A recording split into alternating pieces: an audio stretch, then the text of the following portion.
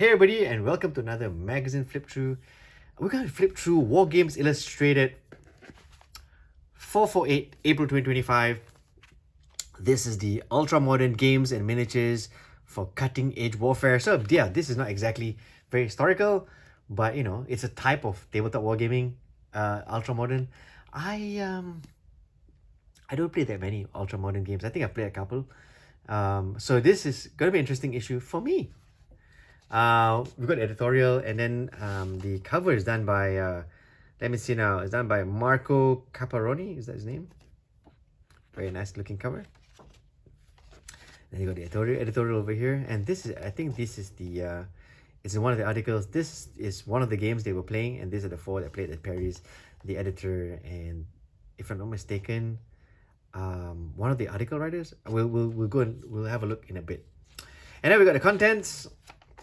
Moving to subscription, if you haven't subscribed to WI, go and subscribe. They've got WI Prime, which is basically stuff on apps if you don't want to get the magazine, physical magazine. And then they have alternate covers for you to choose from. If you like receiving war games news, why not subscribe? It also means that, by subscribing, I'm sure of a physical magazine for me to flip through for these videos. So yeah, I'm all for it. Anyways, moving along, we got observation post, and on the observation post, this time we look at Mordifius Entertainment's Fallout Factions. This is the rulebook expansion, the rulebook. Yeah, I want to call it expansion. I can call it expansion because previously in Wargames Illustrated 437, they did a cover. We talked about Battle for Nuka World, and they had the starter set, and they covered that as well. This is the rulebook for that game, and apparently it expands on the rules, gives a whole lot of different things to look out for and to use to make the game even more fleshed out. So if you're the kind of person who wants to play Fallout factions, and you don't want to get the starter set, this is a good alternative. Just get the rulebook and use your own miniatures, perhaps something from Stargrave or your own kit bash. Also, if you're just curious about what other editions, this is definitely a rulebook to get. So just to be clear, this is the same rulebook you get from the Fallout Factions Battle for Nuka World starter set, but they've added some more value to the rulebook, if I'm not mistaken. Moving along, we got a new release from Osprey Games, and this is the new release for their Stargrave range, and this is Death Vector. Basically, it's the outlaw technology sector, or the OTS. They feel like the Borg expansion for Stargrave. Basically the AI and the zombies that come with it, or the automatons that come with it. So yeah, if you're a big fan of Stargrave, you might want to have a look at that. I think a new box set's coming out as well. The automaton expansion with the miniatures as well. Definitely something to look forward to. And then you got the Plastic Spanish Infantry by Alan and Michael Perry, the Perry twins. These are from Perry Miniatures, which is kind of cool. I've never painted any of the Plastic Infantry in 28mm before. I've done a lot of 15mm. Yeah, this could be something I might be interested to do. Spanish Infantry for Napoleonic Wars. Moving along, Release Radar. And Release Radar for me is it's one of my guilty pleasures, because I get to look at all the stuff that's out there which I cannot get a hold of, and if I wanted to get a hold of, it's going to cost me an arm and a leg because there's just so much of it. Starting off, we have a Rick Priestley rule set, and this one's called Space Battles. Yeah, it's called Space Battles by Rick Priestley. Yeah, okay, kind of strange. I mean, even the editorial agrees, such a strange name, but I guess Rick Priestley's at the point of his career where he doesn't have to, as they say in the article, doesn't have to come up with a really clever name for a game, and you can be sure some good quality. Anyways, yeah, it's released by Wombat Wargames, Space Battles. Okay, moving along, we've got War Fulcrum Games, and they've got a World War I rule set right there. And then general accoutrements is basically a Sally Forth by Wargames Buildings.co, which got pigs right there for you to use for you to decorate the table or as gaming pieces. And then you've got decals, district miniatures decals, and they got Oshiro models, and they've released movement trays and terrain right there. And then brigade models have got even smaller sci-fi terrain for your gaming tables. And then we have Kurasa miniatures with cavalry figures that you could use for, let me see now, early Saxons or even like Riders of Rohan, as they say over there. And then over here, under Crooked Dice, you've got these figures. They're calling this ones the Electron models, and you could use this. These are like from Tron, man. Have a look at that. They look like from Tron, so you can actually like, if you're a fan, you can actually like get them to paint them up for your Tron diorama. And then you got some grays. You know, you can always use some grays. I was looking for some grays when the Level 7 game came out from Private Press back in the days. I can actually get these and use them for the game as well. But you know, grays are always great. And then we've got a new release from Corvus Belly. Now, I'm wondering why they don't do this often enough. There doesn't seem to be, you know, every month Corvus Belly release figures, but it's strange that this month is the month they chose to release to feature some Corvus Belly. In my humble opinion, Corvus Belly makes some really great sci-fi miniatures, and I wonder why they're not featured more often in Wargames Illustrated. I sort of know why, but it's nice to see them in the magazine. And then we've got 1898 miniatures with Visigoths, and then Wiglaf miniatures with the 18mm range Welsh miniatures. These are sold by North Star figures. And then finally we got Hayland terrain, and this is for the Life of Brian figures. They're calling this the Messiah range. Okay. Advert for Frostgrave second edition, and you can see all the nice looking figures here. Frostgrave. Moving along, we've got Quickfire. This is basically articles from readers. You got a building a fantasy world article, and then we've got a Silver Bayonet event. Moving along, we got First Call, and this is the 28mm Cold War figures. First Call really, really nice. Every time I see the figures, I'm like, I gotta get some, and I haven't gotten any just yet. Soon, when the wallet permits. Moving along, we've got an article for Spectre Operations, and this is it's from a series called How Did I Miss, and this is basically the writer going back on a game he's missed, right? And in this one, it's a battle report as well, which is kind of cool, and it's done with the Perry twins and the editor as well. So this is a battle report of a Spectre Operations game. Now, if you do not know what Spectre was, Spectre Operations it's a modern or ultra modern rule set that tries to get a lot of things as accurate as possible. And it's kind of nice because once you have a look at the turn breakdown and how the game plays, you'll have an idea of whether this game's for you or not. I think it's a great way to sell a game, actually, if you have a game report like this, because it gives the reader an idea of what the game works, how the game works. This was great for before YouTube and stuff like that, but it's still great when you're reading through it, because somehow it's a different effect altogether. And then you got Operation Mockingbird, which is basically the mission and how to run it. Spectre Operations runs on a 3x3, and it's kind of interesting. This is also a 3x3 operational rules that you can use, which is kind of cool.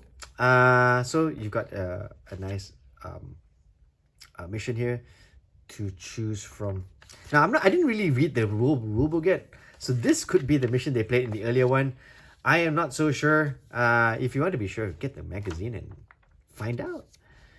And next up, advert for Armies of Great Britain, and this is for the 3rd edition rule set. This should be out by the time this review comes out? Yeah, it's in April. Should be out by now.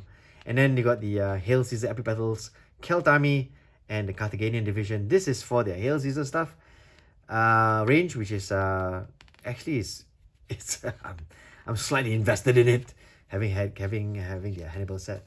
Anyways, moving along, we got an article called "Closing the Gates," and what this is basically a diorama done with the free figure that the writer Matt Parks got at Salute, the recent Salute, right? Which I thought was like kind of cool. You get your free figure and you build a diorama around it, and he shows you how he did his diorama, which is kind of cool. That's the figure, and then some finished pictures, which is cool as well. And in the next issue, you're gonna see how he did the other figure, other free figure he got at Salute as a diorama. That's a really nice article right there. Moving along, we've got the Flames of War, and these are the new releases for May. And then Why I Love Close Quarter Battle. Now this is written by Lisa Smedman, who actually has full disclosure that she was part of the playtest group. But it's also kind of cool because she gets down and deep into why she likes the rule set. And it's always nice to hear from a fan. It's slightly biased, but it's the kind of bias that you like, to be honest. Because it tells you the different bits that would stand out from a fan, and that is usually one of the things that you want to stick your fangs into when getting into a rule set or finding out a rule set. And also, there's the interview with the game designer, which is extremely helpful. Anyways, moving along, we have the cultural experience, and this time it's Wellington in Spain. Gotta go for one of these at some point. And then you got the wonderful work of Andrew Wextel. The cool thing about this showcase is this guy's won a lot of awards, and there's an interview with him, and there's a look at all his different works. I like magazines that feature a lot of painted figures, because yes, there's a lot more to look at when you're flipping through or scrolling through the online stuff or watching a video, but there's nothing like looking at them on a piece of paper.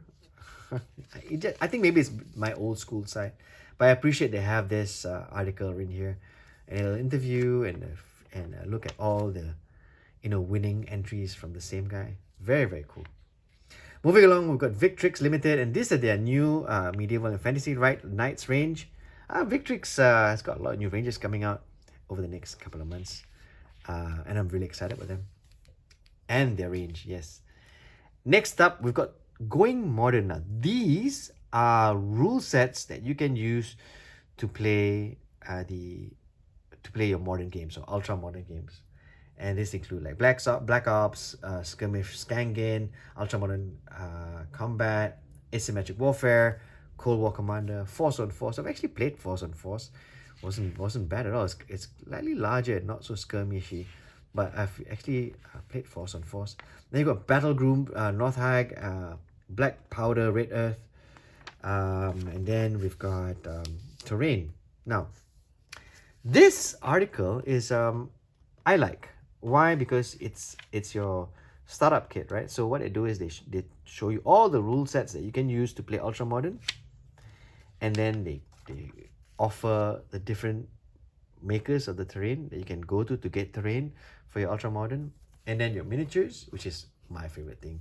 And you got Kurasan miniatures, you got Kurasan at 15, Kurasan at 28, and you got your Pendragon miniatures, and then you got your Anvil Industry stuff, and Spectre miniatures, White Dragon miniatures. And this is a great place to point somebody who's interested in getting into moderns or ultra moderns, a great resource. So this might be outdated in about a year or two, but it's nice to know where everything was during this time, April 2025. And if you're tempted to get into the game, it's a great jump off point to get into ultra moderns. And then you got some other ranges. Let me see what we got here.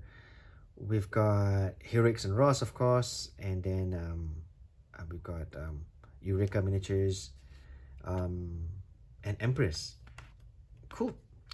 Next up, Rubicon models, the Vietnam conflict in 156 scale. I like the Rubicon range actually.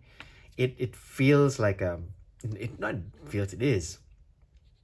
Hobby kids, they can spend a whole evening, in fact 2 evening doing building up, and you can play with them. 156 scale. All right. Moving along, you got the April Fool article, and these are fun articles, different bits of our play ideas, and then the writer invites you to decide whether any of these, or if all of them are true or not. So that's kind of cool, because not only do you have an idea for a game that you can play, but also it asks you, hey, could this be real or not? You have a chance to go through and either Google and see how true it is, or just play them for the fun value. Moving along, we got and this is the Army of Alexander the Great. This is a book. Yeah, it's by Helen and Company. Is that right? I think so. Yeah, so it's a new book. It's out. This should be out in Salute. Salute's probably done by the time you read this. Long done. Yeah, so a bit late. Anyways, moving along, we got the Battle of Creswell from Field to Table, and what this is basically the editor and military enthusiast, or is it doctor or historian, and they go and have a look at they go on site, have a look at a Roman battlefield, and then they play a game of Hail Caesar, which is like a nice way to bring both the historian and the gamer onto the same table and have a good time. Moving along, we got Speed Paint Markers by Deep Cut Studios, and then we got the Figure Spotlight. Okay, so yes, so I got this bit wrong. The Figure Spotlight in this magazine is the Franco Russian Bavarian Infantry 1870-1871, and it's from the Perrys. So earlier on, I thought the article was for the Spanish. No, it's for the Franco Russian Bavarian Infantry. Yep. Moving along, we've got a review of Guards of Traitor, and this is from the Why I Love series of articles. Now, we actually did an unboxing of the Guards of Traitor. The link is right there. Go and have a look if you're interested to see what's in the box.